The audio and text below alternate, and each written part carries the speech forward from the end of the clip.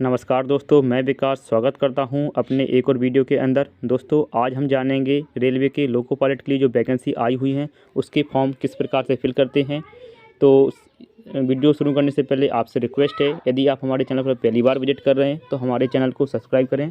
तो वीडियो को स्टार्ट करते हैं। तो सबसे पहले आपको एक ब्राउज़र ओपन कर लेना है और वहाँ पर मैं जो ये लिंक मैं डाल रहा हूँ वो लिंक आपको डिस्क्रिप्शन में डाल दूँगा, आप वहाँ से डायरेक्टली आ सकते हैं।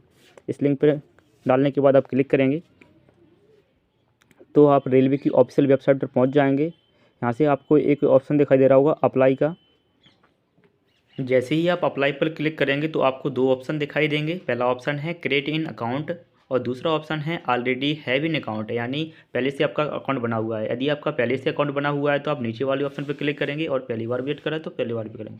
जैसे ही आप इसको करेंगे तो आपको कुछ इंस्ट्रक्शन दिखाई देंगे, तो आप इसको रीड कर सकते हैं। आप चाहें तो इंग्लिश में रीड कर सकते हैं और हिंदी रीड इन हिंदी पर क्लिक करके आप हिंदी में भी इसको रीड कर सकते हैं। और उसके बाद सारी जानकारी पढ़ने के बाद आप चेक बॉक्स पर क्लिक करेंगे और प्रोसीड पर क्लिक कर देंगे। जैसे ही प्रोसीड पर क्लिक करेंगे आपको इस तरह का कोई इंटरफेस दिखाई देगा। तो आपको कुछ इस तरह से इंटरफेस दिखाई देगा।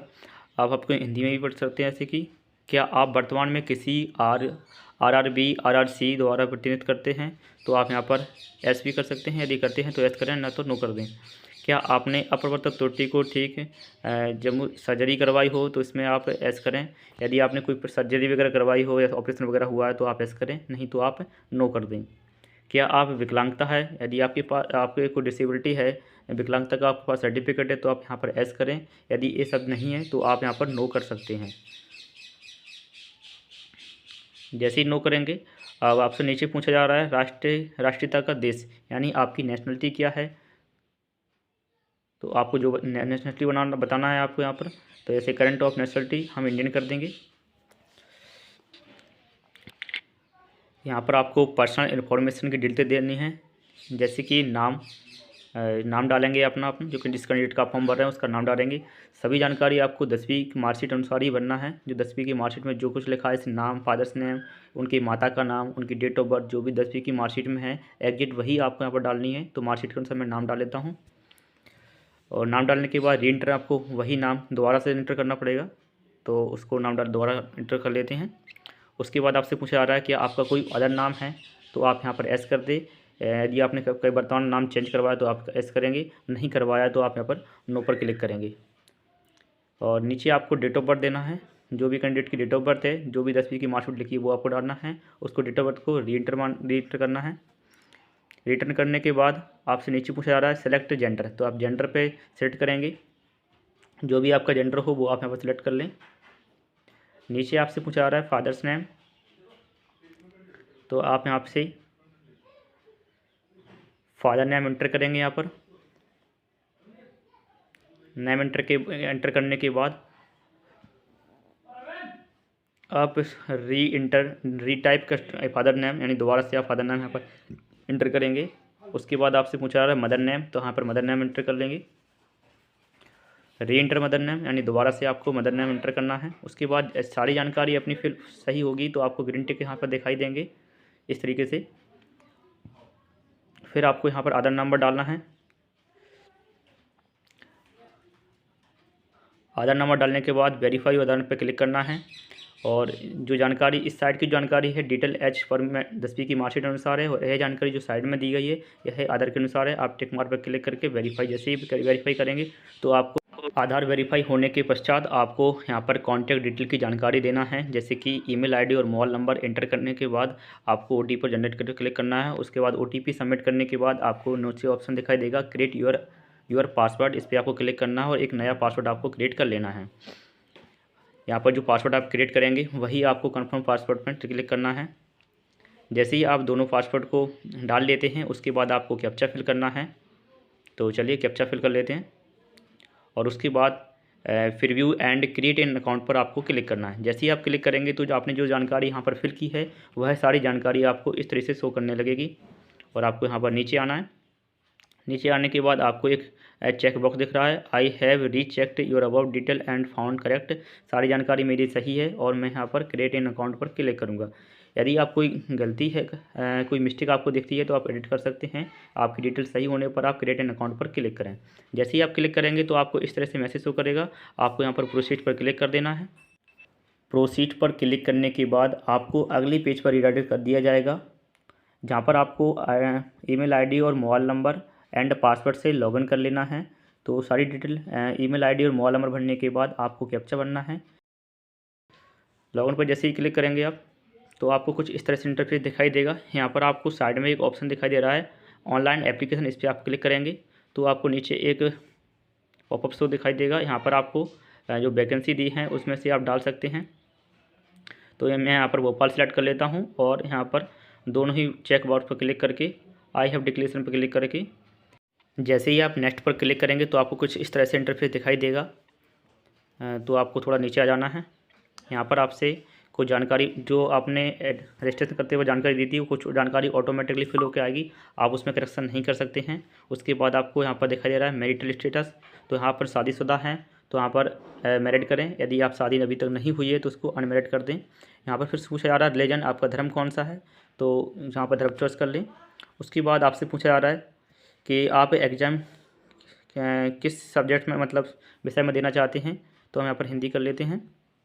उसके बाद आपसे पूछा जा रहा है पर्सनैलिटी बिलीवर्टी मार्क, यानी आपको 2 आइडेंटिटी मार्क देने पड़ेंगे, जो भी आपके शरीर में हो वो आप यहाँ पर दे सकते हैं। तो मैं चलिए उसको भर लेता हूँ। आइडेंटिटी मार्क डालने के बाद आप नीचे जाएंगे और यहाँ पर आपको दिखेगा कम्युनिटी, तो आप किस कैटेगरी से बिलोंग करते हैं, SC ST जनरल OBC, जिस कैटेगरी से आप आते हों उस पर आप सिलेक्ट कर लेंगे। जैसे हम जिस कैंडिडेट का फॉर्म भर रहे हैं वह SC कैंडिडेट है तो यहाँ पर अपने SC कैंडिडेट सेलेक्ट करेंगे और आई हैव डिक्लेयर एग्री पर क्लिक करेंगे। और फिर आप यहाँ पर जो भी मतलब SC का आपने कनेक्ट किया है तो वहाँ पर आपको कास्ट सर्टिफिकेट नंबर देना पड़ेगा। तो आप कास्ट सर्टिफिकेट नंबर को यहाँ पर एंटर कर लेंगे। नंबर डालने के बाद आपसे पूछा जा रहा है यूजिंग ऑथोराइज, यानी किसके द्वारा है जाति प्रमाण पत्र जारी हुआ है, तो वह आप सिलेक्ट कर लेंगे। सिलेक्ट करने के बाद आपको थर्ड ऑप्शन दिखेगा यूजिंग स्टेट, यानी किस स्टेट का आपका जाति प्रमाण पत्र है वह आपको यहाँ पर सिलेक्ट कर लेना है। स्टेट सेलेक्ट करने के बाद किस तारीख को जारी हुआ है वो डाल लेंगे। उसके बाद आप करेंगे यदि आप SC और ST OBC के छात्र हैं तो आपको एक टेबल का पास दिया जाता है, आपको यहाँ पर एस और नो अपने अकॉर्डिंग कर सकते हैं। यदि एस करेंगे तो आपको यहाँ पर नियरेस्ट एक रेलवे स्टेशन का नाम आपको देना पड़ेगा। जिस नाम देने के बाद आप यहाँ जो भी कास्ट सर्टिफिकेट की जानकारी आपने दी है वह आपको यहाँ पर अपलोड करना पड़ेगा। ध्यान रहे ये 500 KB में ओनली PDF में ही अपलोड होगा, तो यहाँ से आप अपलोड कर लें, जहाँ भी आपने फाइल रखी हो वहाँ से आप अपलोड कर लें।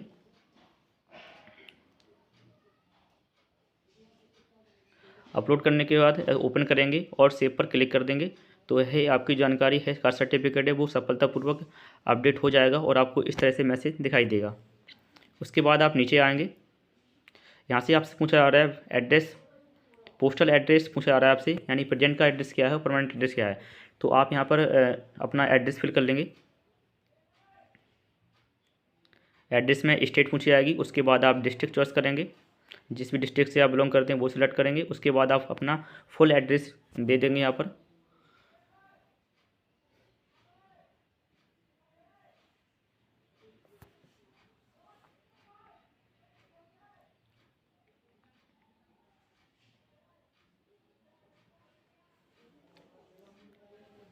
फुल एड्रेस फिलअप करने के बाद आपको यहाँ पे पूछाएगा विलेज एंड टाउन, यानी आप विलेज सिटी या टाउन में जहाँ भी रहते हो वह आप यहाँ पर डालेंगे।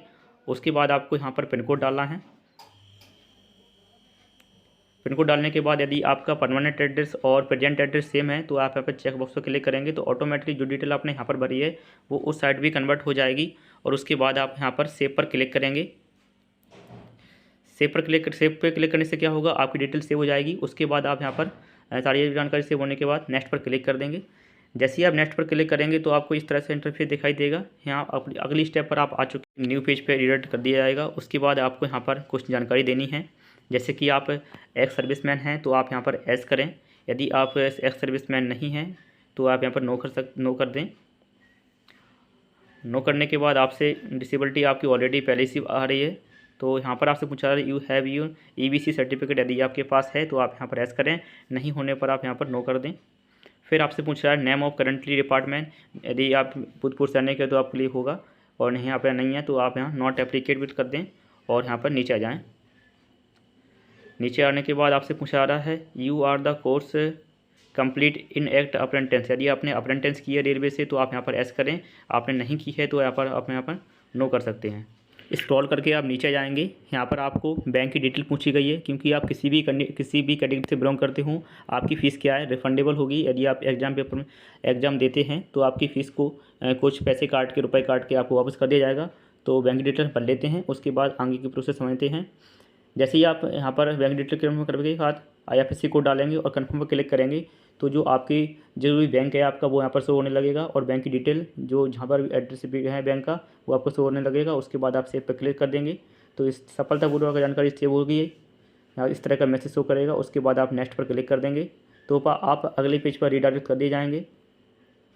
यहाँ पर आपको क्वालिफिकेशन की डिटेल को इंटर करना है। तो यहाँ आप सबसे पहले आपको 10वीं की जानकारी डिटेल देनी है, जैसे कि आपने किस स्टेट से 10वीं पास किया है वो आपको यहाँ पर डालना है। उसके बाद किस ज़िले से आपने 10वीं पास किया है वो आपको यहाँ पर एंटर करना है। उसके बाद आपसे बोर्ड पूछा जा रहा है कि आपने किस बोर्ड से ही 10वीं की परीक्षा पास की है वो आपको यहाँ पर एंटर करना है। उसके बाद आपसे पूछा जा रहा है डेट ऑफ पासिंग, यानी कब आपने पास किया है वह डेट आपको यहाँ पर एंटर करनी है।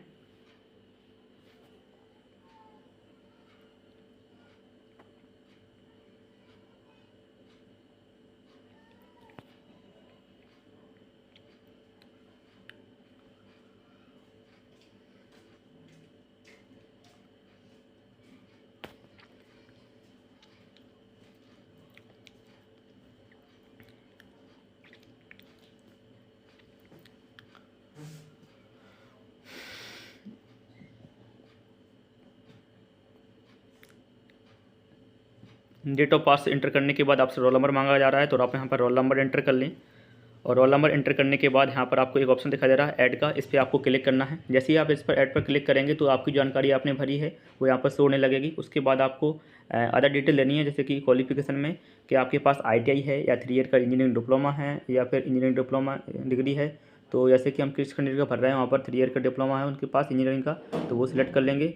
उसके बाद किस ट्रेड से आपने इंजीनियरिंग डिप्लोमा किया है वो आपको यहाँ पर डालना है, तो मैं मैकेनिकल डाल लेता हूँ यहाँ पर। उसके बाद आपने किस स्टेट से पॉलीटेक्निक का डिप्लोमा पास किया है वो आपको यहाँ पर एंटर करनी है। उसके बाद किस डिस्ट्रिक्ट से आपने इंटर बुक किया है तो वो आपको यहाँ पर एंटर करना है। किस ज़िले से आपने पॉलीटेक्निक पास किया है वह आपको यहाँ पर एंटर करना है। उसके बाद आपसे पूछा जा रहा है नेम ऑफ पॉलीटेक्निक कॉलेज या इंस्टीट्यूट, तो वो आपको यहाँ पर कॉलेज का जिस भी कॉलेज से आपने पास किया है वही आप यहाँ पर डिटेल फिल कर देंगे। सारी जानकारी फिल होने के बाद आप ऐड पर क्लिक करेंगे। जैसे ही आप ऐड पर क्लिक करेंगे तो आपको कुछ इस तरह से दिखाई देगा। उसके बाद आपको नीचे आ जाना है और डिटेल एजुकेशन डिटेल सबसे फिल हो चुकी है, तो आप यहाँ पर क्वालिफिकेशन अदर डाल सकते हैं, नहीं है आपके पास तो अपन ढूंढने देंगे और आप यहाँ पर नेक्स्ट पर क्लिक करेंगे। तो जैसे ही आप नेक्स्ट पर क्लिक करेंगे आपको अगले पेज पर रीडायरेक्ट कर दिया जाएगा, जहाँ पर आपसे डॉक्यूमेंट्स अपलोड करने होंगे। आपको यहाँ पर डॉक्यूमेंट्स में आपको एक फ़ोटो और सिग्नेचर अपलोड करना है, उसका जो साइज़ है वह है इसी के अनुसार आपको डालना है, जैसा कि इसमें दिखाई दे रहा है। डॉक्यूमेंट्स अपलोड करने के बाद आप अपडेट एंड सेव पर क्लिक करेंगे और नेक्स्ट पर क्लिक कर देंगे, तो आप प्रीव्यू पर लास्ट वाले ऑप्शन पर पहुँच जाएंगे। यहाँ से आपसे पूछा जा रहा है कि CBT जो एग्ज़ाम 2 होगा आपका वह आप किस सब्जेक्ट से देना चाहेंगे, तो वो आपको सेलेक्ट करना है। बाद आपको कैप जो बॉक्स दिखाई दे रहा है इस पर आपको क्लिक करना है और यहाँ पर जहाँ से भी आपने फॉर्म भरा है इसको वहाँ के जैसे कि कोई डिस्ट्रिक्ट है आपकी तो वो आपको उसका नाम इंटर कर देना है और इंटर करने के बाद आपको प्रीव्यू एप्लीकेशन पर क्लिक करना है। जैसे ही आप प्रीव्यू एप्लीकेशन पर क्लिक करेंगे तो आपको जो डिटेल है वो यहाँ पर शो होने लगेगी। शो होने के बाद आप नीचे आएंगे स्क्रॉल करके, सबसे लास्ट में आपको आ जाना नीचे।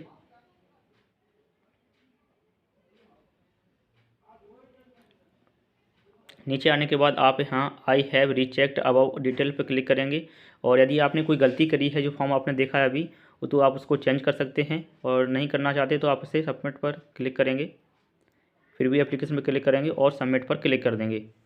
तो जैसे ही आप सबमिट पर क्लिक करेंगे आपको कुछ इस तरह से इंटरफेस दिखाई देगा।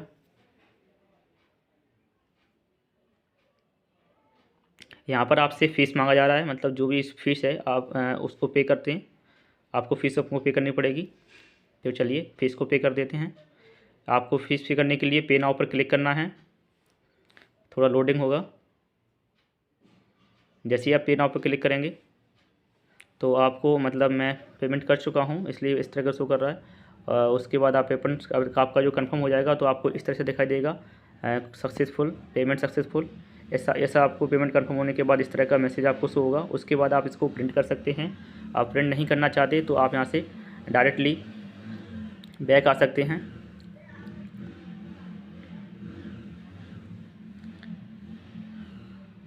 जैसे ही आप बैक आएंगे तो यहाँ पर आपको 3 ऑप्शन में से एक ऑप्शन दिख रहा है व्यू एंड मॉडिफिकेशन एप्लीकेशन। इस पर आप क्लिक करेंगे तो आपको इस तरह से कुछ दिखाई देगा, जहाँ पर आपसे पेमेंट स्टेटस पूछा जा रहा है, दिखाया जा रहा है। तो कंप्लीट दिखाई दे रहा है, पेमेंट वेरीफाई पेमेंट भी हो चुका है।